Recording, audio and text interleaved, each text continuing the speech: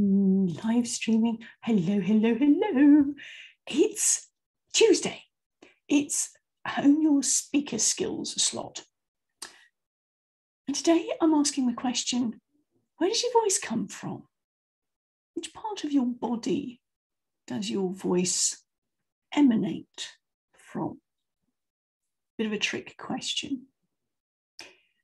You may be familiar with this little bit up here, your Adam's apple, your larynx, your vocal cords, your voice box. As your Mother Nature's been very clever and given us 3 valves. 1, 2, 3. The aryepiglottic folds, the true vocal folds, and subvocal folds, if you want to be really technical about it. Many of you will know my background is in speech pathology, so this is kind of where I'm coming from. From an evolutionary perspective, those 3 are there to stop you dying. They are valves to stop things going down into the lungs that shouldn't go there, because your lungs will only accommodate air. A minuscule amount of water, but any more than 5 millimeters of water in your lungs and you will end up with a chest infection. You didn't really need to know that, did you? No. Okay.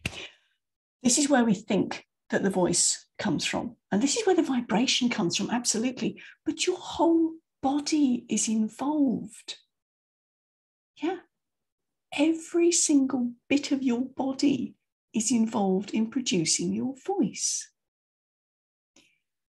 Some of you will have been aware a couple of weeks ago when I stood up and gave you some warm-up exercises that I had run through with the TEDx team that we were doing, was it 3 weeks ago? Because we had a rehearsal the night before we did the section. So I wanted to share with you some of the things that I was showing these guys. If you didn't catch that, scroll down. You can go back and watch that as well. What I want to talk to you tonight about is the concept of fascia. Now, some of you will know that I also work with fascia as a body worker. And that's important for you as a speaker. What do I mean by fascia? Who has experienced plantar fasciitis? Really painful, unable to weight bear, you find it hard to stick your foot down. It's incredibly painful. Now, if nobody's explained it to you, let me help you out. Fascia is a form of connective tissue that is found everywhere in your body. They've even discovered it inside the cells. It's the only branch of medicine where all of the disciplines talk to each other because they've got a common language. You have orthopedic surgeons sitting down next to OBGYNs, sitting next to ENTs. If these acronyms don't mean anything to you, don't worry. We're looking at different parts of the body, and usually they do not talk to each other. Very definitely in their silos as far as the medical profession are concerned. Well, now they've got a common language because the orthopedic guys realize that unless the fascial layers move easily over each other, they can do all they like with the bones and stuff. But unless the fascia is addressed, the rehab won't work so well. The gynecologists, if they've gone in, or the obstetricians, they've gone in and had to do a cesarean, the tissue, the scar tissue is going to affect the whole body. This is what I mean by the fascia is really important anywhere in your body. Now, vegetarians and vegans, close your ears. Meat eaters amongst us, you know when you've been preparing chicken, like a chicken breast, and there's that film on the top? Well, that in life is fascia. It's a lot stronger because there's a lot more substance in life and it's got a lot of water in it, which enables the fascial layers to move over each other. Now, I did say concentrate, here comes the science on this one. This is where your fascial system will be important in the voice that you produce.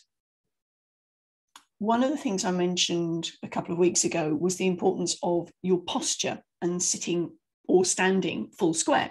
Now, at the moment, I do not have my feet flat on the ground. Can you hear? And my pelvis is pitched forward. And can you hear there's a bit of an edge to my voice?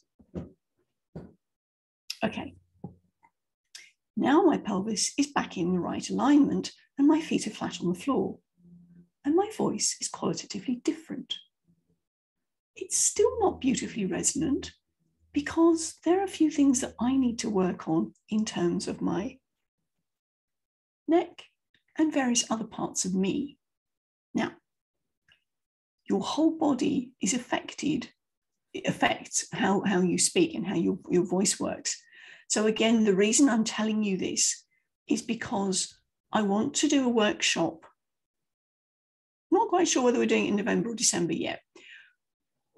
And there's a poll in the group. So have a look down after you've seen this. There's a poll as to whether you're interested in doing a 2-hour workshop when I look into how you can work at releasing your fascia for yourself.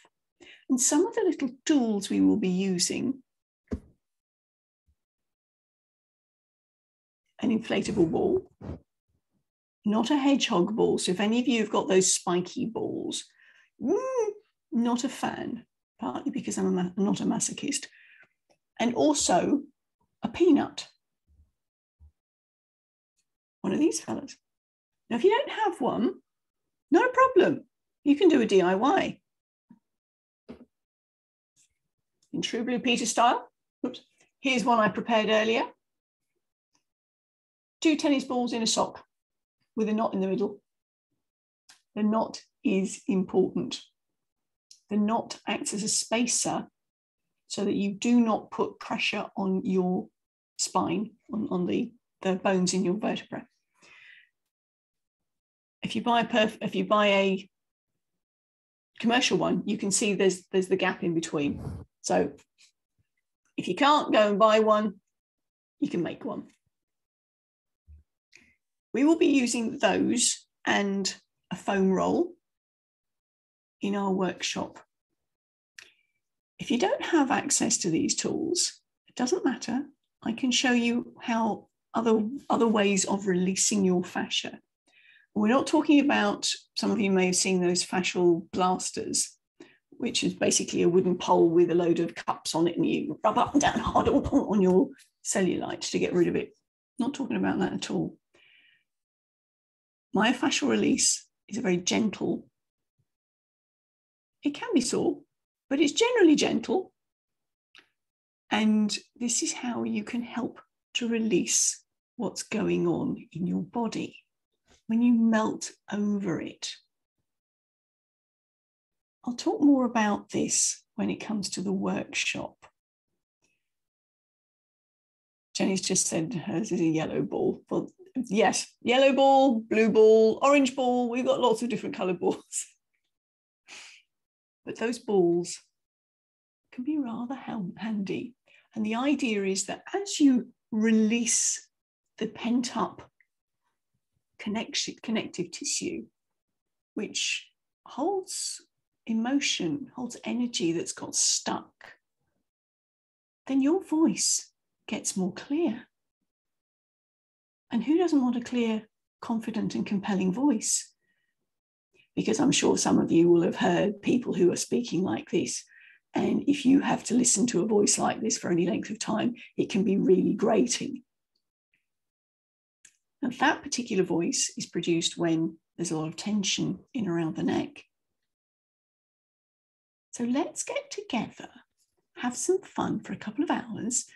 You will require an area where you can lie out. If you've got a yoga mat, so much the better. And we're going to have a fun experiential workshop. I'm going to explain a lot more about fascia, give you some practical things you can do for yourself, and run a bit of a workshop for you. It's going to look a bit different from our usual Your Words Have Power setup, because I'm going to have my room set up so that you can see what I'm doing on a yoga mat and with the tools. This will be very different from what you're used to seeing from me, but it's that extra element, that holistic approach that I bring to speaker training. When your whole body is involved, you can speak from your whole being. You've got that level of energy, that level of authenticity about you because your whole being is involved. You're not speaking mechanically. You're not reading something. The whole of you is present. The whole of you is involved. The whole authentic being. And that's what connects heart to heart with your audience. So let's think about maximizing the power of your voice from a whole body perspective. And from there, we can hone in on the vocal production. And we'll do a bit of work on breathing and relaxing the throat area, the neck, the resonating chambers. There's a bit more to it than just breathing. Power of your voice. Scroll down when you're done. Look and find that poll. Join in. Are you interested? Are you going to come and hang out for a couple of hours? And if so, what day would be best for you? Would you like a Monday morning if you're in Perth or in Australia generally, which is a Sunday afternoon / evening if you're in the States and Canada? Or would you like it midweek? Polls below. Let's connect. Let's have some fun with your fascia. Speak soon. Bye from me.